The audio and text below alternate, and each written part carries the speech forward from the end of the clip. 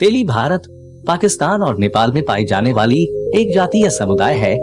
इन्हें तेली, तेलीकर और तैल्याकर आदि के रूप में संदर्भित किया जाता है। खाद्य तेल निकालना और बेचना इनका पारंपरिक काम रहा है। हालांकि आधुनिक समय में यह अपने पारंपरिक काम को छोड़कर अन्य कृषि तथा नौकरी व्यवसाय भी अपनाने लगे हैं। दोस्तों, अधिकांश तेली हिंदू हैं, लेकिन यह मुस्लिम और पारसी भी हो सकते हैं। हिंदू तेली को राठौर, साहू, घाची, गुप्ता कहते हैं। मुस्लिम तेली को रोशनदार या तेली मलिक कहा जाता है।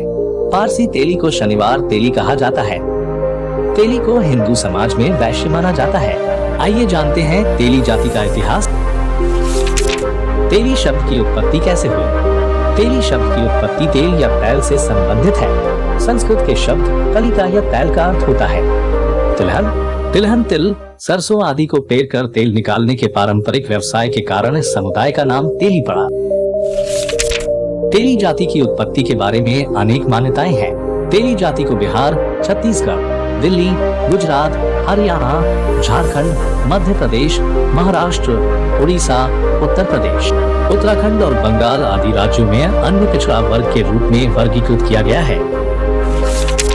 हिमाचल प्रदेश में इन्हें अनुसूचित जाति के रूप में सूचीबद्ध किया गया है। अधिकांश तेली भारत में निवास करते हैं।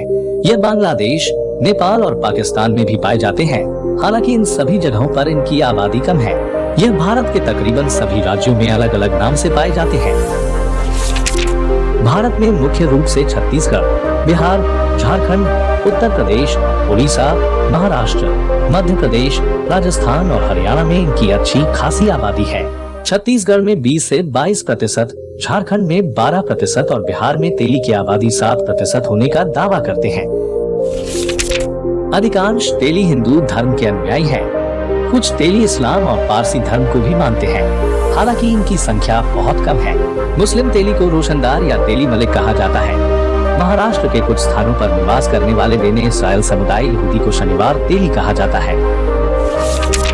उत्तर भारत में इनके प्रमुख सरनेम हैं साहू, साहू, साव, राठौर, गुप्ता, तैलिक, शाह, साहा, गुप्त, प्रसाद। दक्षिण भारत में इन्हें घानीगार, चेटिटिया, चेट्टी, गंडला, गन्याशा नामों से जाना जाता है। अंग्रेजों के आगमन से पहले ये समाज आर्थिक दृष्टि से समृद्ध और प्रभावशाली रहा है। इस समाज के लोग बड़े जमींदार और साहूकार कारोबारी रहे हैं। जहाँ भी ये प्रभावशाली रहे, इन्होंने मंदिरों और धर्मशालाओं का निर्माण कराया और रचनात्मक कार्यों में सक्रिय योगदान दिया है। स्वतंत्रता संग्राम में तेली समाज के लोगों का महत्वपूर्ण योगदान है। इस समाज में अनेक महापुरुषों ने जन्म लिया है। तेल का व्यापार करने वाले तेली वैश्य कहलाए। जिन्होंने सुगंधित तेलों का व्यापार किया वह मूल बनिया कहलाए। राष्ट्रपिता महात्मा गांधी इसी समुदाय से आते हैं। भारत के प्रधानमंत्री नरेंद्र मोदी घाची क्षत्रिय मोट तेली समाज से आते हैं। पौराणिक मान्यताओं के अनुसार एक बार भगवान शिव की अनुपस्थिति में माता पार्वती को घबराहट महसूस हुई, क्योंकि उनके महल में कोई द्वारपाल नहीं था। इसीलिए उन्होंने अपने शरीर के मैल पसीने से भगवान गणेश को उत्पन्न किया और उन्हें दक्षिणी द्वार की रक्षा के लिए तैनात कर दिया। जब भगवान शिव वापस लौटे तो गणेश जी उन्हें नहीं पहचान पाए और महल में प्रवेश करने से रोक दिया। इससे भगवान शिव इतना क्रोधित हुए कि उन्होंने अपनी तलवार से गणेश जी का सिर काट दिया और मस्तक को भस्म कर दिया। माता पार्वती ने भगवान शिव से गणेश जी को फिर से जीवित करने का आग्रह किया, लेकिन मस्तक भस्म कर देने के कारण उन्होंने गणेश जी को फिर से जीवित करने में असमर्थता जताई। लेकिन उन्होंने कहा, यदि कोई जानवर दक्षिण की ओर मुंह किया हुआ मिले तो गणेश जी को फिर से जीवित किया जा सकता है। एक हाथी था जो दक्षिण की ओर मुंह करके बैठा था। भगवान शिव ने अपने तलवार के प्रहार से उसका सर काट दिया और हाथी के सिर को गणेश जी के धड़ से जोड़कर उन्हें पुनर्जीवित कर दिया। लेकिन हाथी की मौत से हुए नुकसान के कारण व्यापारी जोर जोर से विलाप करने लगा। व्यापारी को शांत करने के लिए भगवान शिव ने ओखली और मुसल की मदद से, जो तब तक अज्ञात यंत्र था, कोल्लू बनाया और तिलहन को पेर कर तेल निकालने की बतलाई। व्यापारी कोल्लू की मदद से तेल पेरने लगा और तेली जाति का संस्थापक यानी कि पहला तेली कहलाया। अंग्रेजी इतिहासकार क्रूक ने मिर्जापुर में प्रचलित कथा का उल्लेख किया है। एक व्यक्ति था, उसके 3 बेटे थे और उसके पास 52 महुआ के पेड़ थे। जब वह बूढ़ा और कमजोर हो गया तो उसने अपने बेटों से महुआ के पेड़ों का बंटवारा कर लेने को कहा। लेकिन आपस में चर्चा करने के बाद बेटों ने महुआ के वृक्षों को नहीं बल्कि उसकी उपज को बांटने का फैसला किया। जिसे पत्ती मिला वह पत्तियों से भट्टी जलाकर अनाज भुनने का काम करने लगा और भारभुजा कहलाया। जिसके हिस्से में फूल मिला वह फूलों का रस निकालकर शराब बनाने लगा और कलार कहलाया। तीसरे के हिस्से में गुठली और फल आया, जिसे पेरकर वह तेल निकालने लगा और वही तेली जाति का संस्थापक था। मंडला के राठौर तेली राठौर राजपूत होने का दावा करते हैं। उनका कहना है कि मुसलमान आक्रमणकारियों से पराजित होने के बाद उन्हें तलवार और जनेऊ त्याग कर तेल व्यवसाय को अपनाना पड़ा।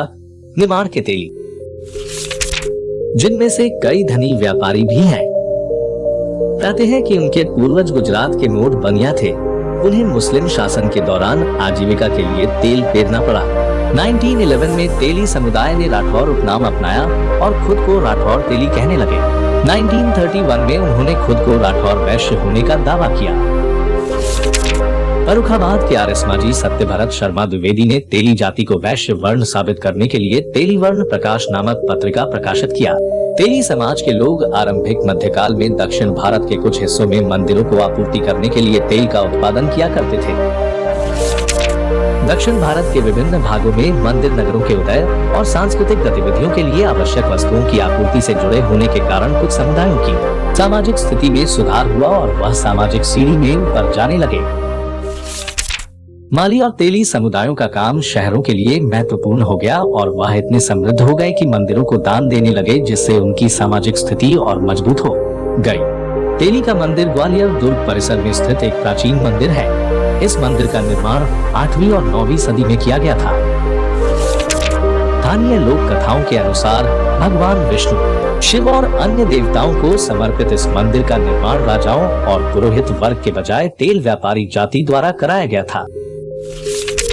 तो दोस्तों, वीडियो देखने के लिए धन्यवाद।